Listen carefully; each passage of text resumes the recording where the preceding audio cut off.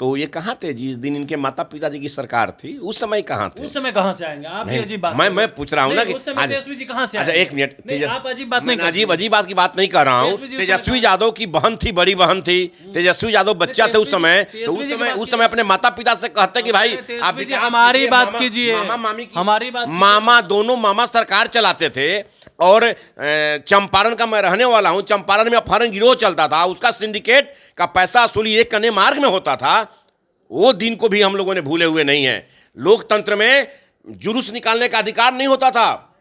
आदरणीय लालू प्रसाद यादव जी और श्रीमती राबड़ी देवी जी के शासनकाल में, आज नीतीश कुमार जी के शासनकाल में आप मीडिया के भाई लोग भी इतना बोल रहे हैं। याद कीजिए राजदेव रंजन वाली वो हत्याकांड।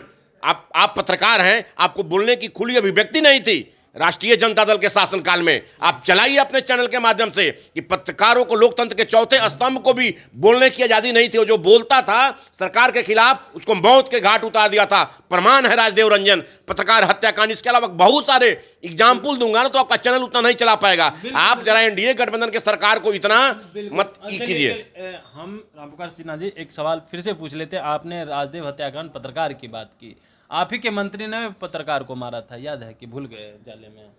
देखिए अब वो मामला क्या था, कैसे था, मारा नहीं गया। अब ऐसा फिर आप लोग अनपार्लियामेंट्री क्वेश्चन आप पूछ रहे हैं। मैं उन्होंने कहा कि हमें मारा है। अरे भैया वो क्या मामला था? वहां का लोकल पॉलिटिक्स था उन लोगों का, और किसी को साजिश बना। हमारी सरकार में किसी पत्रकार की हत्या हुई है क्या? हमारी सरकार में किसी ठेकेदार की हत्या हुई है क्या? हमारी सरकार में किसी अफसर से खैनी मलवाया जाता है क्या? जनता का अदालत।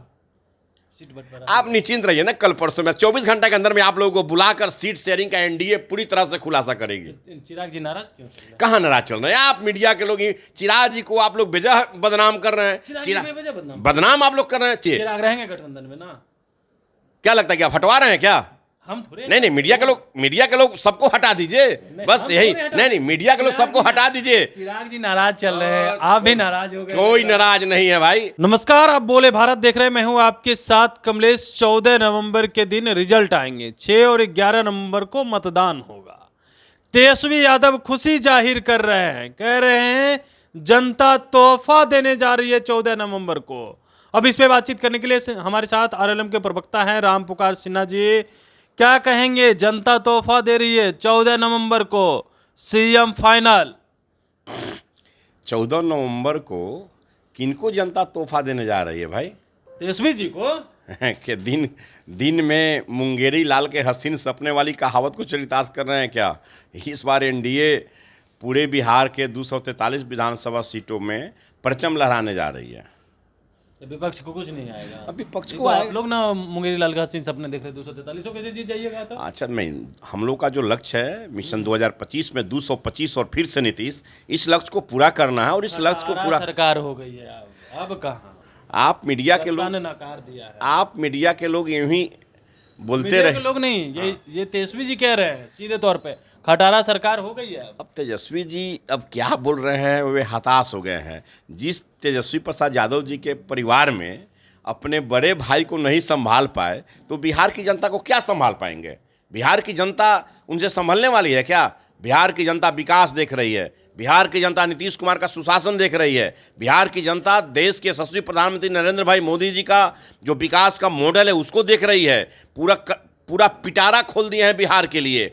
बिहार की जनता आदरणीय उपेंद्र कुशवाहा जी, आदरणीय चिराग पासवान जी और आदरणीय जीतन राम मांझी जी का वो कार्य और उनका पूरा जो स्वरूप है बिहार को विकास को बढ़ाने में, उसको देख रही है। तो बिहार की जनता एनडीए गठबंधन के तमाम उपलब्धियों को देख रही है।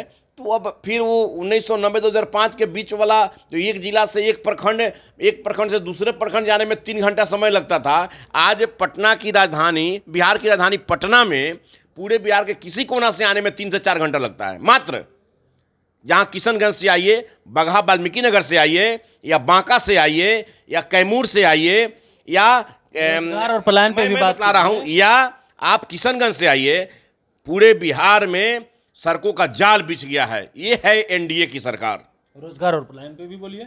रोजगार आज हमारी एनडीए गठबंधन की सरकार बिहार में जितना रोजगार दिया, ये आजादी के बाद आज तक किसी की सरकार ने, चाहे कांग्रेस की सरकार रही हो या राष्ट्रीय जनता दल की सरकार रही हो, नहीं दे पाया। कॉपी करके 17 महीने की हमारी सरकार रही है, हमने नीतीश जी को हाथ पकड़ के रोजगार दिलवाया। अच्छा, वो- हाथ पकड़ के कहे कि दीजिए बिहार के युवाओं को नौकरी दीजिए।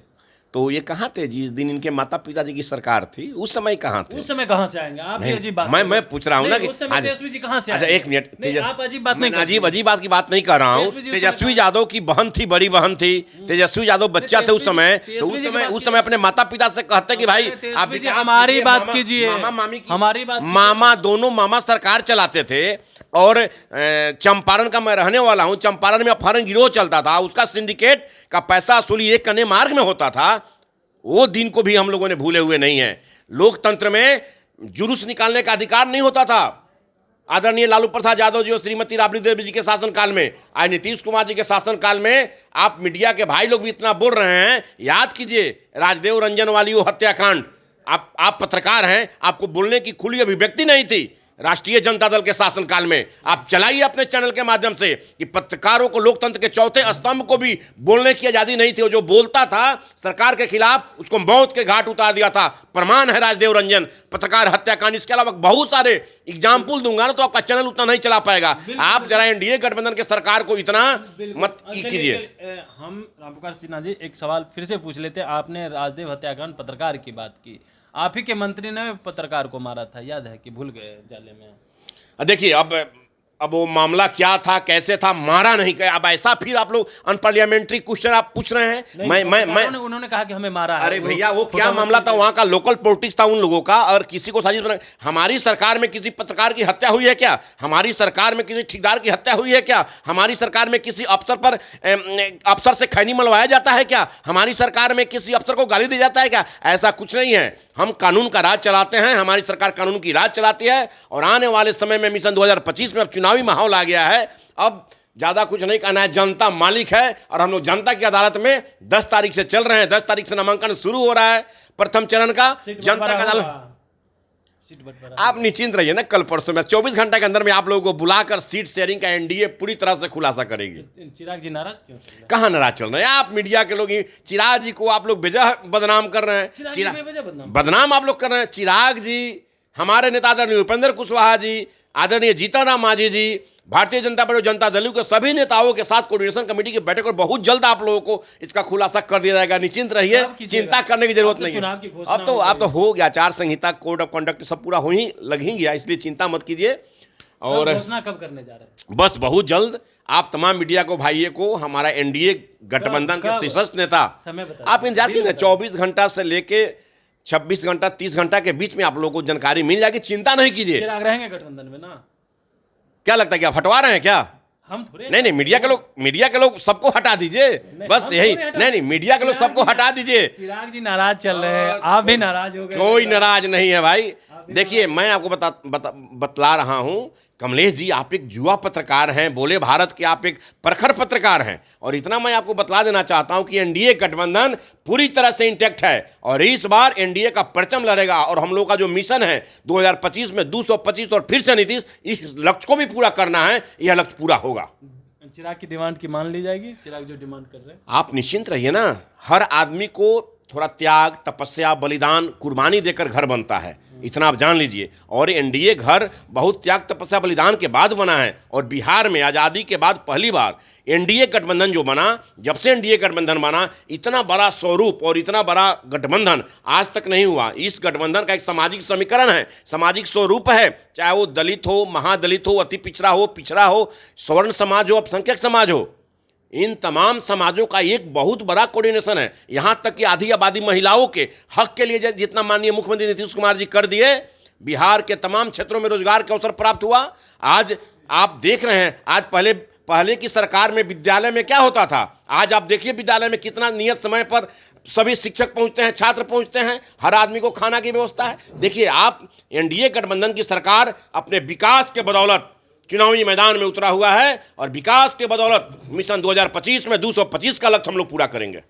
चलिए, एनडीए गठबंधन 225 का लक्ष्य पूरा करेगी। वहीं चिराग पासवान गठबंधन में रहेंगे कि नहीं, इसको लेकर के भी राम पुकार सिन्हा खूब भड़क गए, कह रहे हैं आप ही लोग बाहर करवा दीजिए, लेकिन हम लोग इंटैक्ट हैं और एकजुट हैं। तो ऐसे में देखने वाली बात होती है चिराग पासवान क्या मानते हैं कि नहीं। इन्होंने तो साफ तौर पे कह दिया है 24 से 30 घंटे के भीतर हम लोग सीट बंटवारा का अनाउंसमेंट कर देंगे, किसको कितनी सीट मिलने जा रही। बने रहिएगा बोले भारत के साथ, ताकि हर अपडेट हम आप तक पहुंचाते रहे और सीट बंटवारे को लेकर